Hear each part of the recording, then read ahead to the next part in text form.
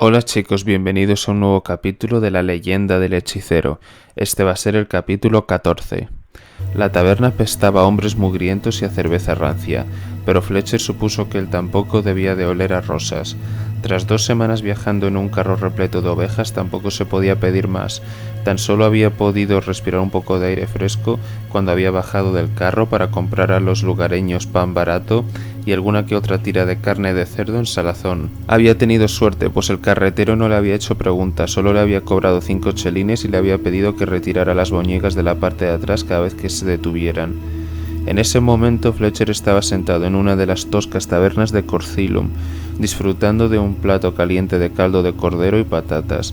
Apenas había visto nada de la ciudad, pues había entrado directamente a la primera taberna que encontró. Esa noche pagaría una habitación y pediría que le prepararan un baño caliente. Ya visitaría la ciudad al día siguiente.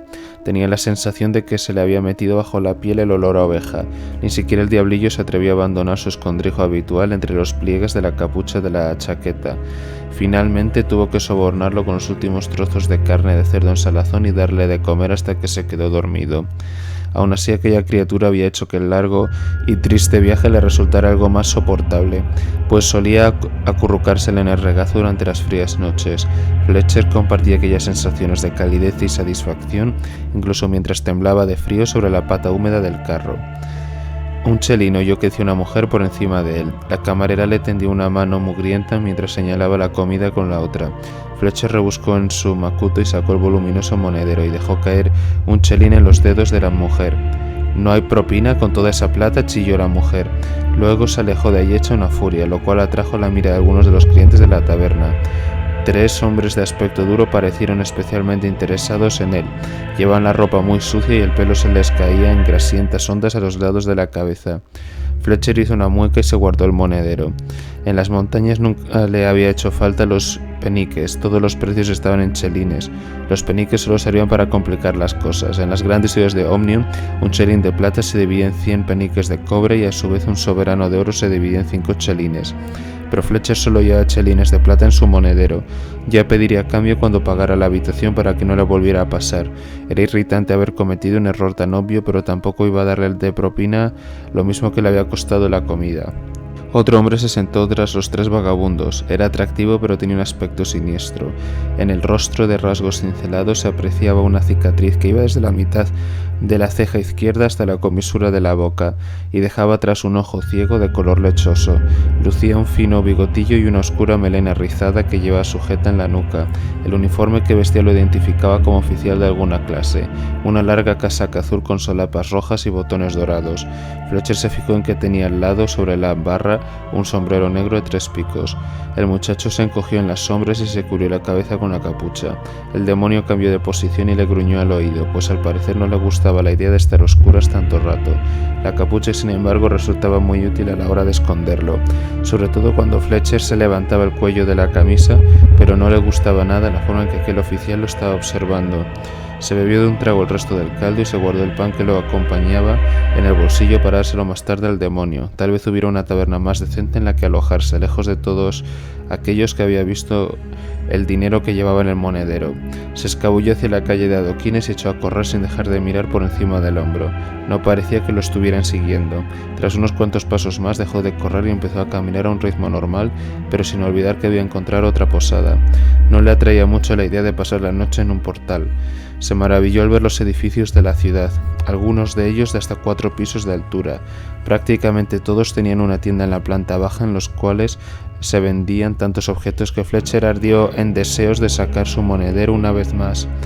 Vio carniceros de rostro rubicundo que habían decorado sus tiendas con ristras de salchichas. La mayoría de ellos, manchados de sangre hasta los codos, estaban despedazando enormes ancas. Un carpintero daba los toques finales a la pata de una silla en la que se apreciaban magníficos dibujos tallados, como un árbol por cuyo tronco trepaba una enredadera. De una perfumería en cuyos estantes de cristal se exponían delicadas botellas de colores emanaba un embriagador olor a colonia. Fletcher se hizo a un lado cuando un carruaje se detuvo allí cerca. Bajaron dos muchachas que lucían hermosas melenas de tirabuzones y labios pintados del color de los pétalos de rosa. Entraron a la perfumería haciendo susurrar sus enaguas y Fletcher se las quedó mirando boquiabierto. Luego hizo una mueca y sacudió la cabeza de un lado a otro. No son para tipos como tú, Fletcher, se dijo a sí mismo mientras seguía su camino. Le llamó la atención un brillo metálico. En una tienda de armas vio lanzas, espadas y hachas, pero no era eso lo que le había despertado el interés, sino las armas de fuego que relucían en sus fundas forradas de terciopelo, en un tenderete situado delante de la tienda. La culata de las armas era de madera tallada, teñida de rojo, y en el cañón se apreciaba un grabado de caballos en estampida. ¿Cuánto?, le preguntó al vendedor con la mirada fija en un precioso par de pistolas de duelo. Demasiado para ti, muchacho, estas armas son solo para oficiales, pero son muy bonitas, ¿verdad?, dijo el tendero con una voz profunda.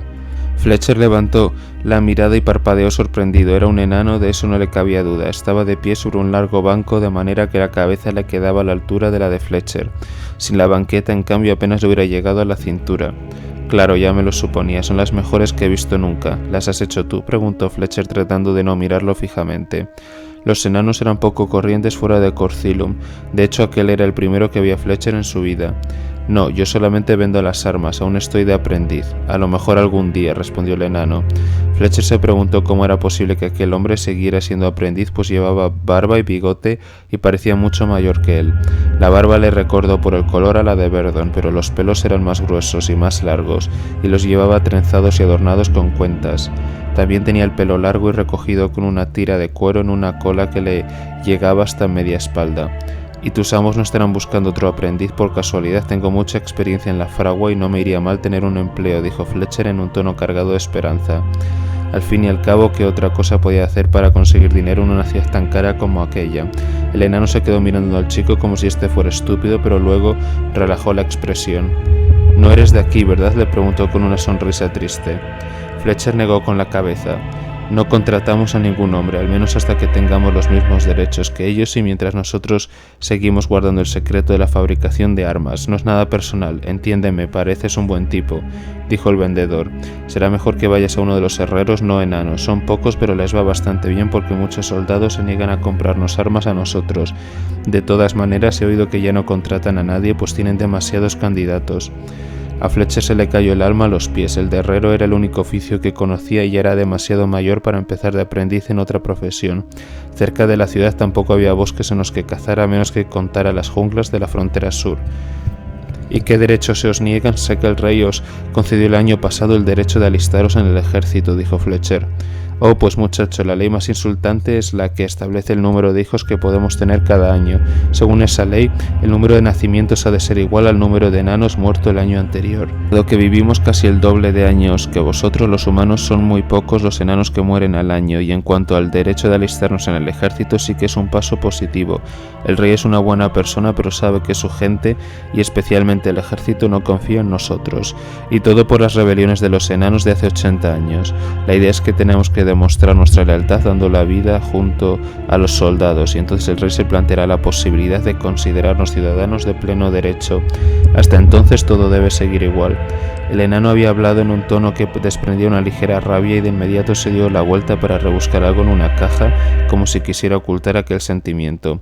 Fletcher recordó las burlas de los otros aldeanos de Pelt cuando se había hecho público que los enanos podrían luchar en las filas del ejército. Jacob había llegado a decir que si un enano le pasara entre las piernas apenas le rozaría las pelotas. Pero aquel enano tenía unos brazos musculosos, más robustos que las piernas de muchos hombres, y un pecho fornido en el que reverberaba su voz grave. Fletcher tenía muy claro por quién apostaría su dinero si Jacob y aquel enano se enfrentaran. En realidad, pensó, los enanos podían convertirse en unos formidables aliados. ¿Conoces algún sitio para dormir por aquí cerca que sea barato y decente?, preguntó Fletcher. El enano se volvió y se le entregó algo. Le cerró la mano de inmediato para que nadie pudiera verlo. Hay un sitio no muy lejos de aquí. Es una taberna en la que admiten enanos. Se llama el Yunque. A lo mejor allí alguien te ofrece un trabajo. Di que te manda Atoll. Sigue por esta calle y luego por la tercera a la derecha. No tiene pérdida.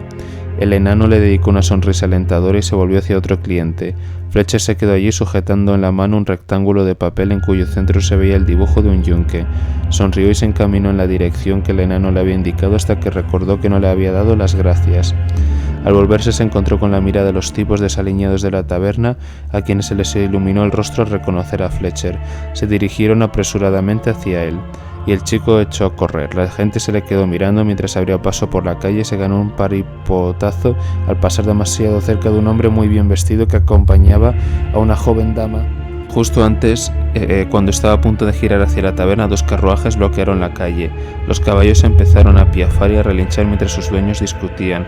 Maldiciendo su suerte, Fletcher se vio obligado a adentrarse en un callejón estrecho. Echó a correr lo más rápido que pudo, satisfecho por lo menos de haberse alejado del gentío. La calle estaba desierta y las tiendas a uno y otro lado cerradas y hasta el día siguiente, y entonces se detuvo de golpe con el corazón desbocado en el pecho. Era un callejón sin salida.